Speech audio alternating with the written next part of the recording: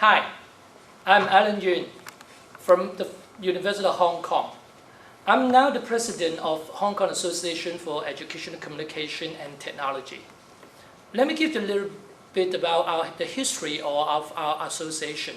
The Hong Kong Association for Communication and Technology established in 1989 by a group of academics from the Chinese University of Hong Kong, Hong Kong Polytechnic University, and Hong Kong Baptist University.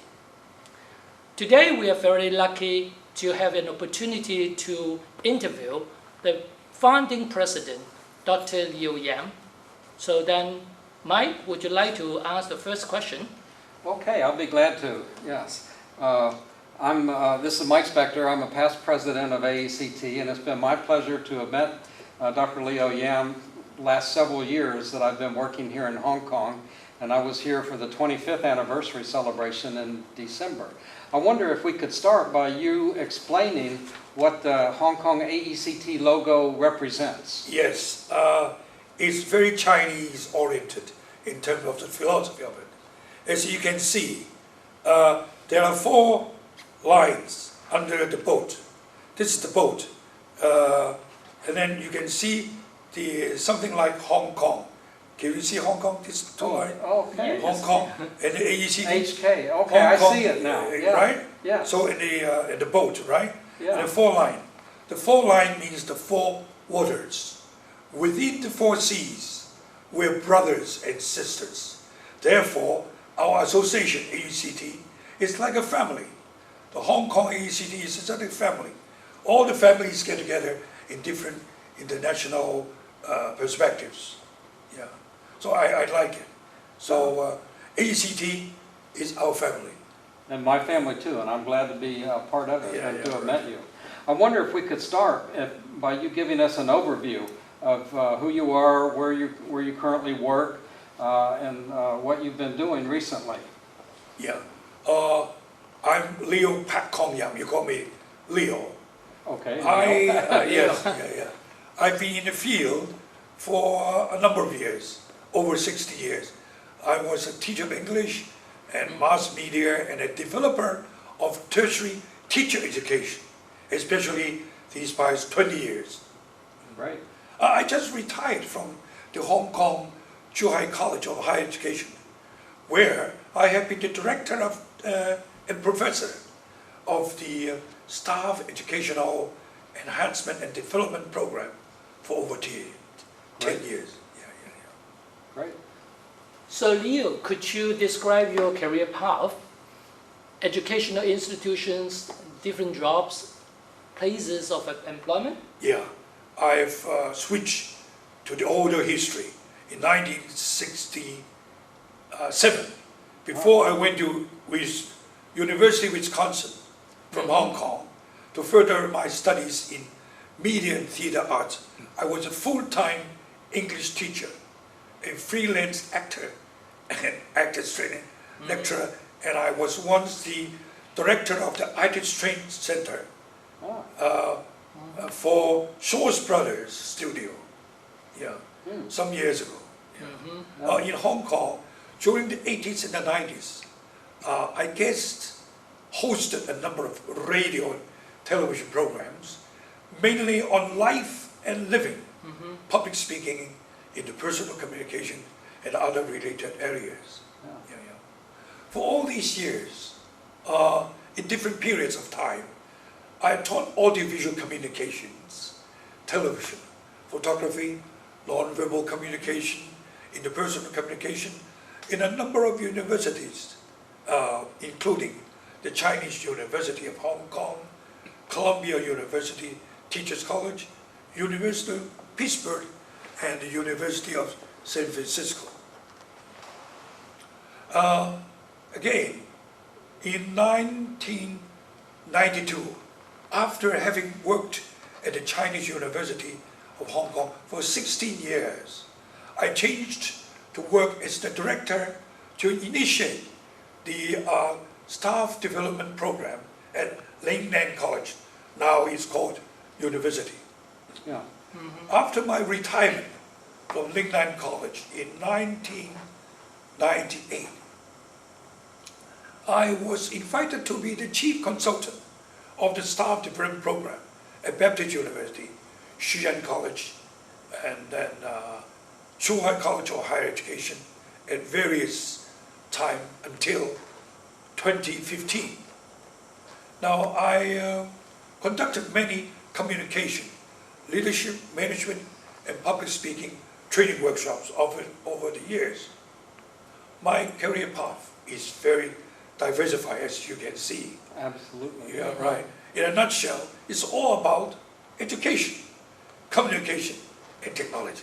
I have the sense that you think that communication is the thread that ties everything together. That's right. Yeah, yeah. All these years, I'm a nut of communication. Yeah, I think there's truth in that. I'm wondering how you got interested in the field in the very beginning. Now let's talk about history. Okay. 1955, I started using audiovisual media, such as film, recording flashcards. You may laugh at me, Leo, you use flashcards? But it's 1955. Display board, slides, overhead transparencies, field trips, role playing, and drama to teach as an elementary school teacher. All I was excited and interested in teaching was to make teaching interesting, exciting, imaginative, playful, facilitating interpersonal communication. When I worked as a director of the television studio and as a doctorate student at Columbia Teachers College in 1969, I got fascinated at the mystery of communication. That's why you intercept that you were also a friend of communication. Yeah. See? But as our audiovisual communications and technology forerunner, James Tweed put it this way in 1953. He said, there's a literature of the film, of photography, of museum, of dramatization, etc. There's also the literature of educational method and curriculum. There's a literature of educational psychology, of social psychology, of social anthropology. There is a literature of art and design. Finally, and perhaps most important, there is the growing literature of communication. There it is again, communication. I noticed you have some of the books you've contributed to the literature on the desk here. You're right, Yeah. right. Could you show us some of your books? Yes, I published 4 books. Most of them are in Chinese, but I can tell you the name. Okay. This is called the communication again. Communication. I knew it. Communication. Yeah. Communicative poetry, 300. And this one, education, communication, and creativity, strategies and practices. And this one is an old one, published in 1983. It's called Communication, Education, Technology, Practice and Theory. I realize this is one of the popular textbook. Still in use, probably. At that time particular, yeah. See, I printed 6,000 books. They're all sold out within about 5 or 6 years. Now I can't find one anymore. Right. This one is about oral communication, the power of oral communication, talking about interpersonal communication, public speaking, and eloquence. All right. So now, apart from James Finn, what were the other major ideas or approaches that stimulate your professional growth? Well, I was talking about my experiences in the States, in Hong Kong, being an actor and all these experiences. All these experiences nourished me to become a dedicated media communicator. Great. Yeah. Besides, I know the emphasis on communication is clear, and I'm wondering who besides James Finn has had the most impact on your professional growth through these different fields. role, being an actor, doing poetry, doing stand-up advising, and then educational technology. Yeah, I strongly believe that technology itself cannot manage to teach. It's human in the essence of communication that would facilitate learners to learn and make learning, education come to life.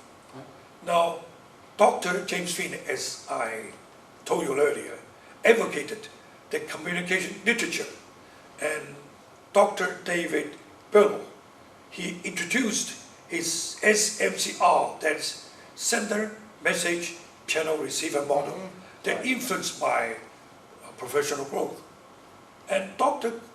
Colin Cherry, a management and communication authority in the United Kingdom, asserted that the products of technology, such as techniques and machines, did not have any power by themselves. Their power purely hinged on the communication, attitude, and confidence of man. I agree. And another one who influenced me a lot is Dr. Wilbur Schramm, who inspired me in terms of his mass media and communication research. In particular, he promoted ETV and communication studies for the underdeveloped countries.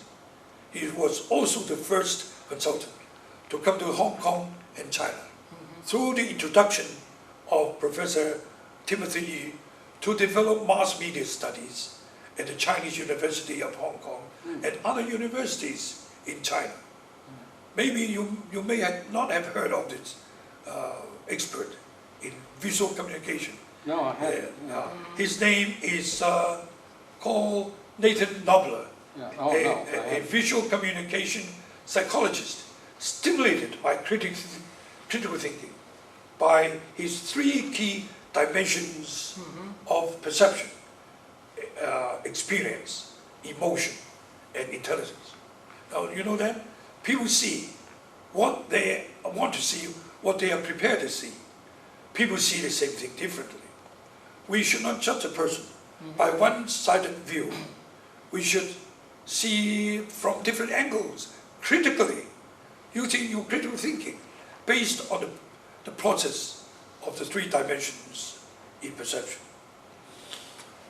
I want to talk about my advisor at Columbia Teachers College.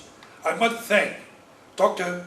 Phil Lam of the Columbia University Teachers College for his untiring method and make me what I am, and insightful questions and ideas in supervising me in my doctorate research in open circuit ETV decision making, in programming, in the realm of curriculum design.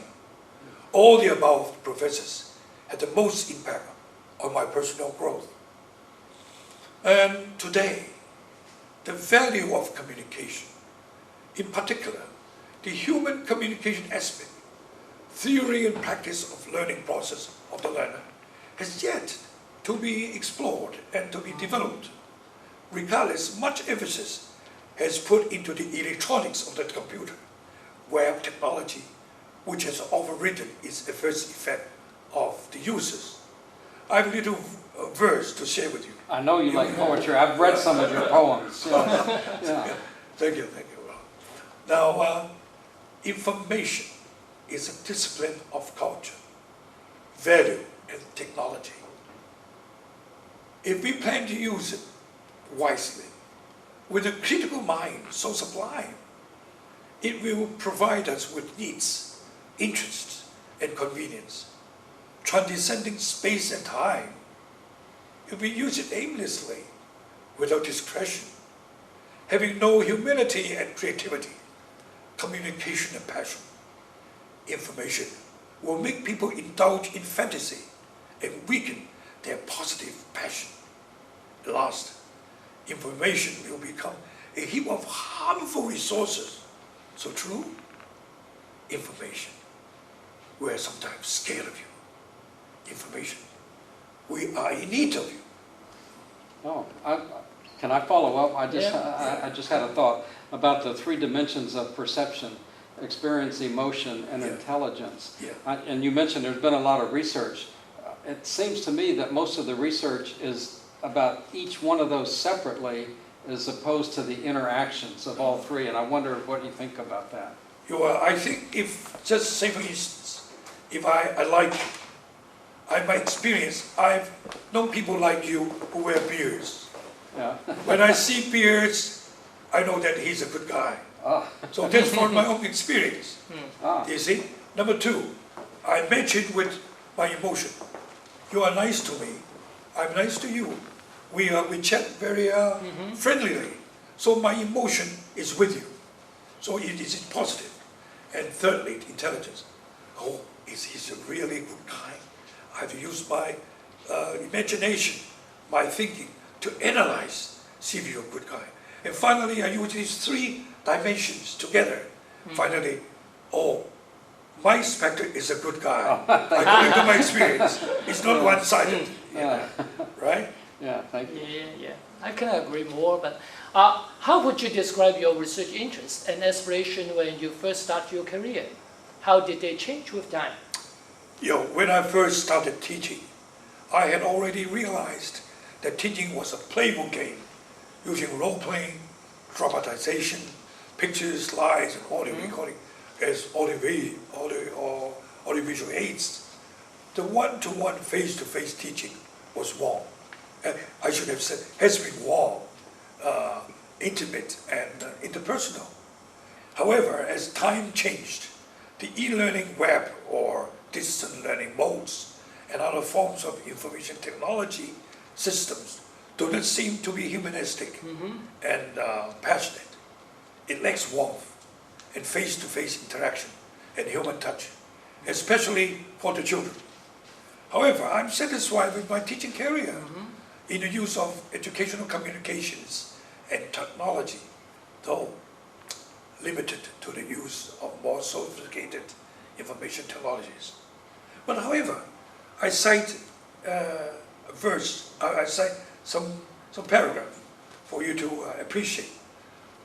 Edward Murrow, have you heard of? Of course, a very distinctive voice. Right. Yeah. Oh, he's the journalist. Yes. Yeah, the forerunner of broadcasting journalist. Once said, the instrument, maybe we call it now, education technology, can teach. It can illuminate. Yes, it can even inspire. But I can do so only to the extent that humans are determined to use it to those ends. Otherwise, it's merely lights or chips or wire in a box. I agree with him. Yeah. Do you agree with him? I do. Oh, Yeah, I yeah, remember exactly. his voice. It's very distinctive, Yeah. Edward R. Murrow. I'm wondering what your current interests are, research interests. I know we mentioned the 4 books already, but you've done a lot of other things as well. Yes. Besides all the books that I published, and I have another article, a manuscript, maybe a book, it's called The Humanistic Approach in Bicultural Communication. It's being edited with my friend, Dr. Tim Abraham. Oh. So other than that, I produced many videotapes. These tapes are concerned with the tertiary teacher education training. They were funded by the Government University Grants Committee. I, being the project director, he was my assistant in this project. He did a lot for us. I'm sure. I still remember that series of DVD and these VCDs, right? Now, I just named some of them because some of these presenters are very famous. Right. Now, the first one, Pure Review and Observation of Teaching, presented by Professor Brian Cook of the University of Hong Kong. Motivational Design for Learning, presented by Professor John Keller. I think you know him. I know him. He also retired a couple years ago. Yeah, of Florida State University. Learning Objectives and Objective Tests, presented by Professor Ron McBeath. I think you know him. So, Yeah. also of St. Jose University. Non-verbal communication and Body Language in Communication in Education, presented by Liu Yam Mi of the Chinese University. I know you know him. I think I do. And 9 others. Wow. Recently, I produced 2 more videotapes before I retire from Chuhai College of the Higher Education. These 2 are The Art of Effective Presentation in Communication Process. And the other one is Communicating Beyond Words. Now, the technology changes while the psychology human learning process remains unchanged. But I think you agree with me. I do agree with Yeah, that. it needs to explore further the learning process Absolutely. because the technology is getting advancing. And it's hard to so- keep up with the technology, but technology, we still right. don't understand the learning process Yes, very well. yeah. So what do you think have been some of those greatest accomplishments of your career so far? Why? Well, during the past 50 years, I would say to myself that I have not any greatest accomplishment in my career. But I must admit that the Hong Kong AECT colleagues like Alan Yin, my good friend here, Joseph Lam, Kevin Yang, and Tony Lam from the Hong Kong Polytechnic University and China AECT, Li Kedong, and others had helped me to develop the Hong Kong AECT and made it an organization with limited resources in a small region like Hong Kong that has bridged the educational communication workers between Hong Kong, China, Taiwan, and the United States, of course, and Southeast Asia from the year 1990. Well, I have some picture to show to you. Great, yeah. Great. Yeah, there's a lot of good memories in that conference in 1990. Yeah. It's almost 25 years ago. Yeah. Yeah. Oh, back a little bit to the history. In 1990, I was awarded the Robert D. Kiefer International Award. Yeah, at the AECT Yeah, annual AECT award. convention, I was there. Yeah, they presented the award to me some years ago. Yeah, In 1990. Yeah. yeah. That is, if I would say, I would consider it a little accomplishment. A major accomplishment, Oh, yeah. plus all the students you've had over the years. Yeah. I'm wondering about your time in the field of instructional design and technology, what you regard, you've mentioned some of these already, as your most significant developments. You've mentioned the DVDs or the videotapes and the books. And Yeah.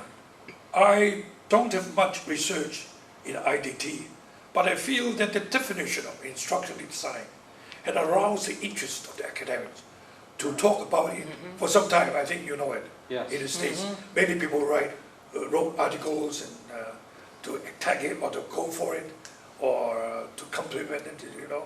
So many articles, especially in the scholars in China. But how are we going to apply it in organizing, as they say, planning, designing, utilizing, assessing the curriculum in this highly technological age? That's a different story because the technology has been advancing right. a lot, see? So how are we going to define it? Do we need to define the domains of instructional objectives, cognitive, affective, and behavioral, where you teach a topic or lesson? Nowadays, I find that most teachers do not use this model when they design their lesson, when they write their lesson plan. They do not use these three domains: cognitive domain, psychomotor domain, and affective domain. Right. They don't use it, just get from their head, and then they write it. So I think we have to think about that. You have the influence on that. Yeah, I agree. When I was teaching, before I came into this field, I taught philosophy. And Yeah. I just taught whatever was in my head. I had no sense of design, of a structured process or a discipline. but I learned from Gagne and Merrill and these other people working on projects, and it's made a difference in my teaching. So I think it's important to have a clear idea of what it is you want to teach, who the learners are, the structured process. Yeah. I think that's important. Just like, for instance, when you teach water, Yeah. the cognitive is its H2O, the formula. And then the affective domain is that we have to save water, save your life to life. Your body is something like 70% of your body is water. So you love yourself. That's appreciate yourself, and it's affective domain. And psychomotor domain, you have to save water. Don't use water aimlessly. So very easy example is that I usually use this example to teach these three domains in instructional objectives. Yeah. Now, as a student of you, during my master's student in education, communication, and technology, I must say you have done a lot of things. You have done a lot of study, a lot of practices, video production, in television, in communication, and education and technology. So how do you want to be remembered within the profession? Well, I'm not what do you call it, that the big person that to be remembered. But if I want to be remembered within the professionally, I may humbly call myself Liu Yang, the student communicator. Always communicate. Yeah. Yeah, that's good, master communicator. Well, we usually conclude these interviews with a question that takes us back to AECT and about your favorite fond memories of AECT and anything else you'd like to share at the end of this interview. Yeah, let me share some of my thinking that I have always been in my mind for over 25 years since I became a member of AECT. Now, AECT has always, since 1968, has always impressed me as a family-oriented professional organization. I may have some pictures to show you. Yeah. Right.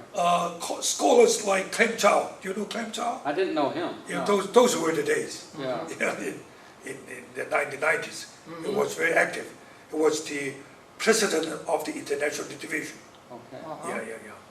Clem Chow, Dick Cornell, everybody knows I him. know Dick, of course. Ron McBeath, Gerald Camp, the Yeah. big person Yeah. in instructional design. John Hepburn now becomes his old friend. I invited him to come to Hong Kong to give lectures when I met him at the AECT convention. Ah, Yeah, I invited him to come over. Later on, they become good friends. Right. And Ellen, of course, Will Marr, he has done a lot. They're from Hong Kong, of course. Nan Guolong and Li Kedong from mainland China. These persons are the key persons in China. And Zhang Xiaoting, the key person in education, technology, and communication in Taiwan. My homestay hostess, the late Jenny Johnson, very wonderful. beautiful person. Oh, yes. Beautiful person. When I attended the AECT convention many years ago, he entertained me. Yeah. I went there twice, and she entertained me twice. Very And gracious lady. invited me Yes. maybe 4 times as a Socrates scholar. Oh, that's right, the Socrates sessions. I know Session, those. yeah, Yes. yeah. Yeah. She invited me. Very good memory. All these people have been in my good and happy, friendly memory in my mind, knowing them as my intellectual mentors. Yeah. And Dick Cornell is a very interesting person, a very eloquent. He has been the best, as I have seen so many auction speakers. Yeah. The best auction speaker who has brought lots of fun, lots of treasure Yeah. to us. Yeah. Yeah, yes. Is there anything else you'd like to add? Right. Yeah. Yeah. Now, something Lao Tzu, I want to know. I knew you would have something like that. Chinese philosophy. Yeah. Right. Now, I do wish all the AECT community, all the members, all the professors, all the so-called forerunners, young and old, everybody, having X2O. It means to my perception, 2H means happy, healthy. O means optimistic. You see? But now, there's a Chinese sage, Lao Tzu. He talked about water too. Now, according to Lao Tzu, the Chinese ancient sage, in his teaching about water, he said water is that the goodness of water is that it benefits the 10,000 creatures, yet itself does not scramble, but it's content with the places that all men disdain. It is this that makes water so near the way. Now let's join hands together. We unite together, we stand. Divided we fall. Okay. Let's All wish right.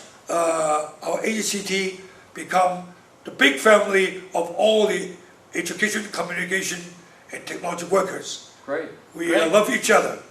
All right? Yes. Okay. Okay. Thank you Yeah. very much. Yeah, thank you for your time.